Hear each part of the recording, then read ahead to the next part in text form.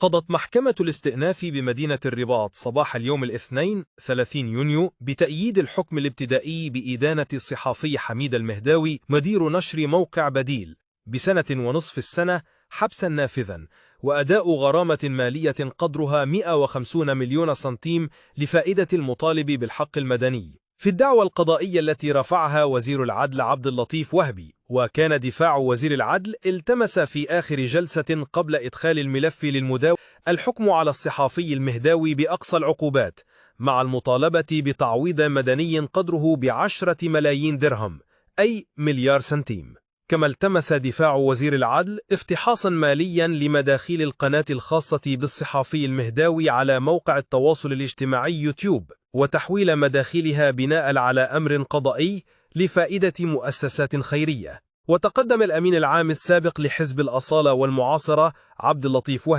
اللطيف وهبي بشكاية يتهم فيها صاحب موقع بديل ببث وتوزيع ادعاءات ووقائع كاذبة من أجل التشهير بالأشخاص والقذف والسب العلني